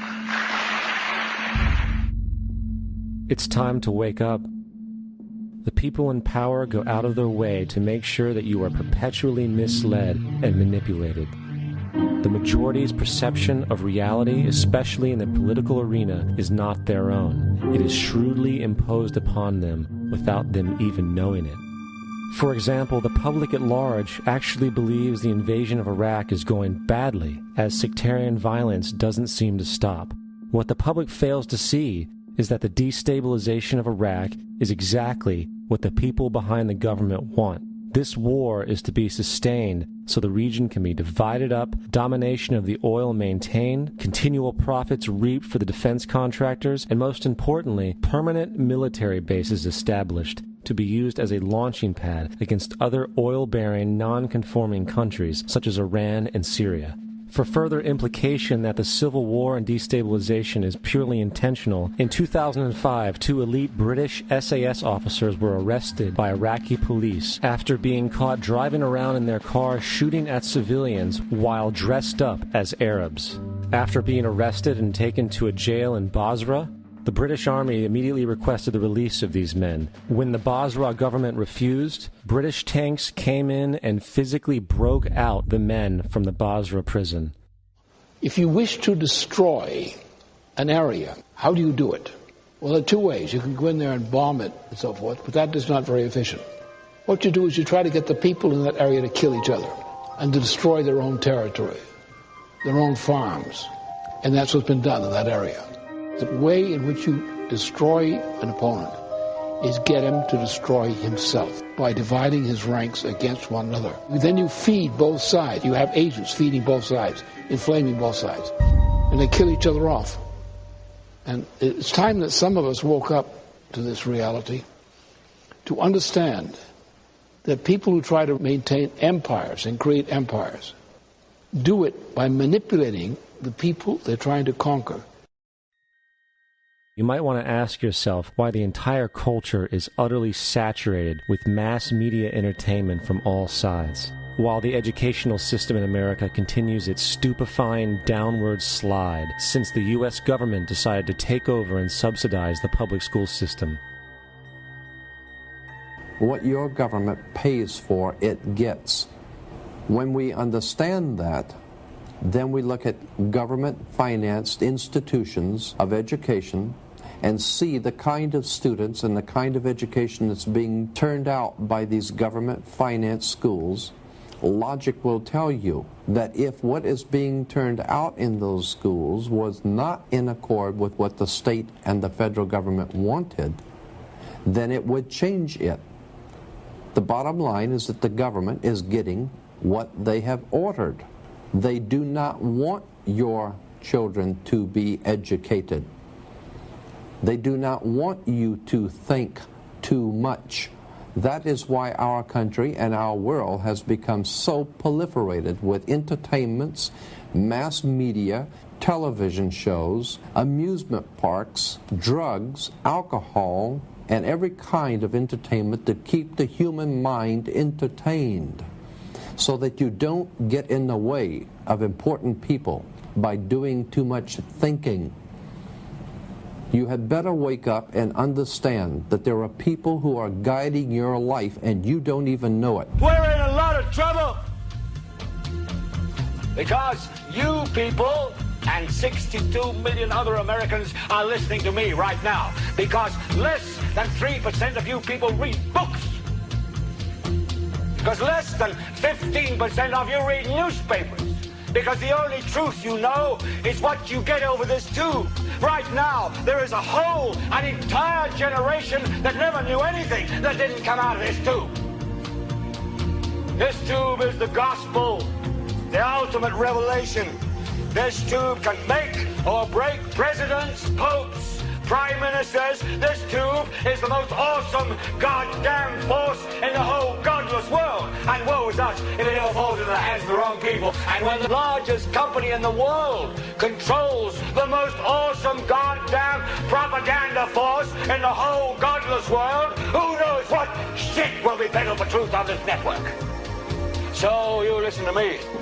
Listen to me. Television is not the truth. Television is a goddamn amusement park. Television is a circus, a carnival, a traveling troupe of acrobats, storytellers, dancers, singers, jugglers, sideshow freaks, lion tamers, and football players. We're in the boredom-killing business. But you people sit there day after day, night after night, all ages, colors, creeds. We're all you know.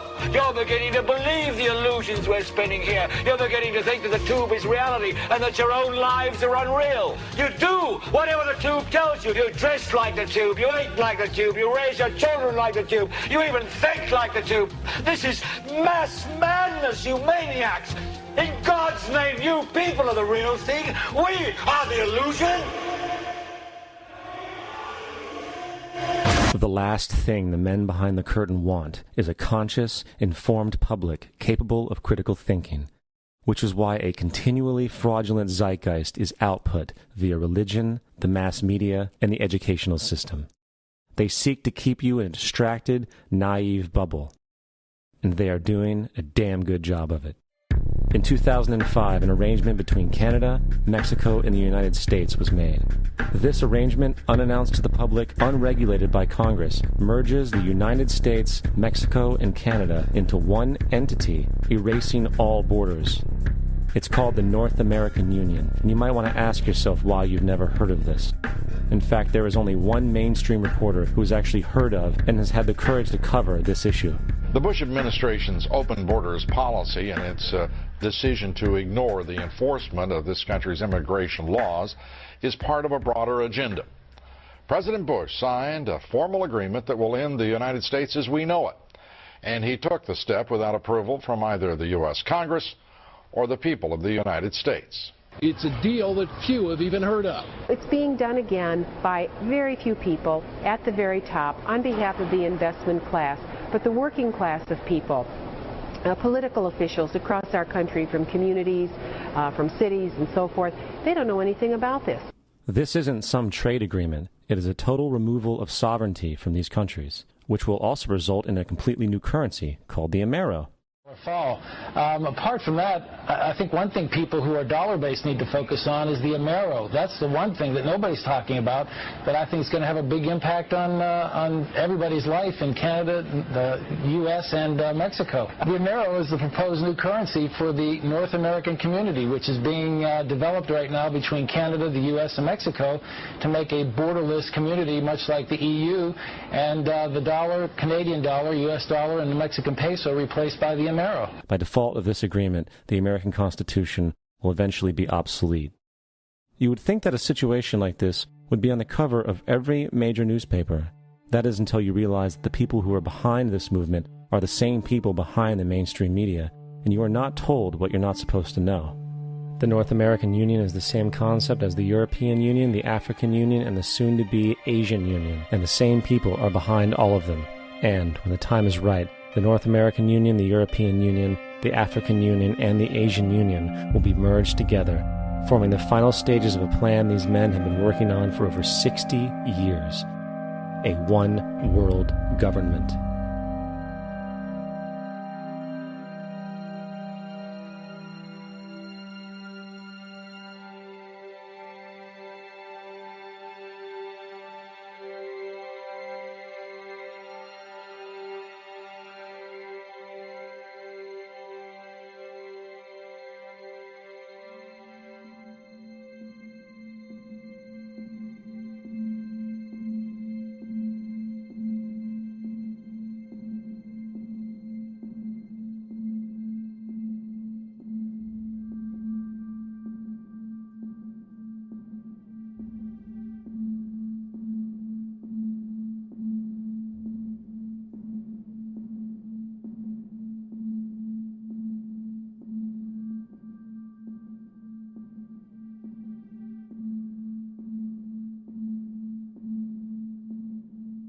One bank, one army, one center of power. And if we have learned anything from history, it is that power corrupts, and absolute power corrupts absolutely. This is Aaron Russo, a filmmaker and former politician. To his left is Nicholas Rockefeller of the infamous Rockefeller banking and business dynasty. After maintaining a close friendship with Nicholas Rockefeller, Aaron eventually ended the relationship, appalled by what he had learned about the Rockefellers and their ambitions. I got a call one day from an attorney woman I knew, and she said, would you like to meet one of the Rockefellers? I said, sure, I'd love to. And we became friends, and he began to divulge a lot of things to me. So he said to me one night, he said that there's going to be an event there, and out of that event, you're going to see we're going to go into Afghanistan, so we can run pipelines from the Caspian Sea. We're going to go into Iraq to take the oil and establish a base in the Middle East, and we're going to go into Venezuela and try and get rid of Chavez. And the first two they've accomplished. Chavez they didn't accomplish. And he said you're going to see guys going into caves looking for looking for people that they're never going to find. You know, he was laughing about the fact that you have this war on terror. There's no real enemy. He's talking about how by having this war on terror, you can never win it because it's an eternal war. And so you can always keep taking people's liberties away. And I said, how are you going to convince people that this war is real? He said, but the media can convince everybody it's real. I mean, you know, it's just that you keep talking about things. You keep saying it over and over and over again, and eventually people believe it. You know, you created the Federal Reserve in 1913 through lies. You create 9/11, which is another lie. Through 9/11, then you're fighting a war on terror, and now all of a sudden you go into Iraq, which was another lie, and now they're going to do Iran. You know, and it's all one thing leading to another, leading to another, leading to another. Now, I would say to them, what are you doing this for? What's the point of this thing? You have all the money in the world you ever want. You have all the power. I said, you know, you're hurting people. It's not a good thing. And he would say, what do you care about the people for? Take care of yourself and you take care of your family. And then I said to him, what are the ultimate goals here? He said, the ultimate goal is to get everybody in this world chipped with the RFID chip and have all money be on those chips and everything on those chips. And if anybody wants to protest what we do or violate what we want, we just turn off their chip. That's right, microchipped. In 2005, Congress, under the pretense of immigration control and the so-called war on terrorism, passed the Real ID Act, under which it is projected by May 2008, you will be required to carry around a federal identification card, which includes on it a scannable barcode with your personal information. However, this barcode is only an intermediary step before the card is equipped with a Verichip RFID tracking module, which will use radio frequencies to track your every move on the planet. If this sounds foreign to you, please note that the RFID tracking chip is already in all new American passports. And the final step is the implanted chip, which many people have already been manipulated into accepting under different pretenses. We have a Florida family who are really pioneers in a brave new world. They have volunteered to be the first ever to have microchip identification devices implanted into their body. After 9/11, I was really concerned with the security of my family. I wouldn't mind having something planted permanently in my arm that would identify me. In the end, everybody will be locked into a monitored control grid where every single action you perform is documented. And if you get out of line, they can just turn off your chip, for at that point in time, every single aspect of society will revolve around interactions with the chips. This is the picture that is painted for the future if you open your eyes to see it. A centralized one-world economy where everyone's moves and everyone's transactions are tracked and monitored, all rights removed. The most incredible aspect of all. These totalitarian elements will not be forced upon the people. The people will demand them. For the social manipulation of society through the generation of fear and division has completely detached humans from their sense of power and reality. A process which has been going on for centuries, if not millennia. Religion, patriotism, race, wealth, class, and every other form of arbitrary, separatist identification and thus conceit has served to create a controlled population, utterly malleable in the hands of the few. Divide and conquer is the motto, and as long as people continue to see themselves as separate from everything else, they lend themselves to being completely enslaved. The men behind the curtain know this, and they also know that if people ever realize the truth of their relationship to nature and the truth of their personal power, the entire manufactured zeitgeist they prey upon will collapse like a house of cards.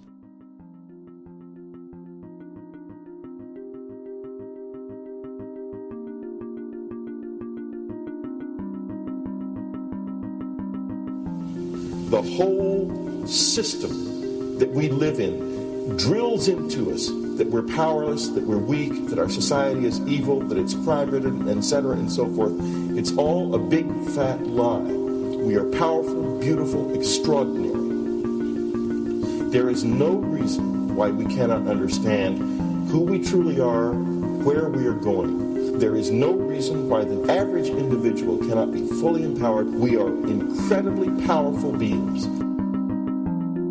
You know, I think I spent 30 years of my life, in the first 30, trying to become something. I wanted to become good at things. I wanted to become good at tennis. I wanted to become good at school and grades and everything I kind of viewed in that perspective. I'm not okay the way I am, but if I got good at things, you realize that I had the game wrong.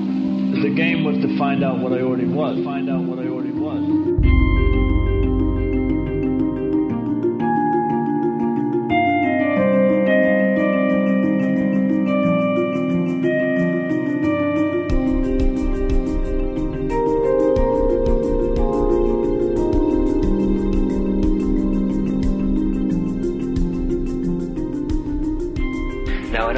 We've been trained for individual differences to stand out. So you look at each person, immediately it is brighter, dumber, older, younger, richer, poorer, and we make all these dimensional distinctions, put them in categories and treat them that way. And we get so that we only see others as separate from ourselves in the ways in which they're separate. And one of the dramatic characteristics of experience is being with another person and suddenly seeing the ways in which they are like you, not different from you, and experiencing the fact that which is essence in you and which is essence in me is indeed one. The understanding that there is no other. It is all one. And I wasn't born Richard Alpert. I was just born as a human being. And then I learned this whole business of who I am and whether I'm good or bad or achieving or not. All that's learned along the way.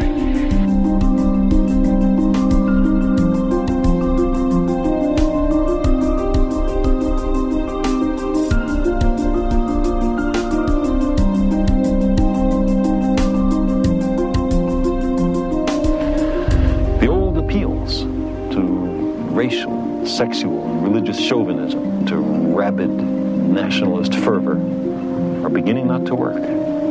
A new consciousness is developing which sees the earth as a single organism and recognizes that an organism at war with itself is doomed.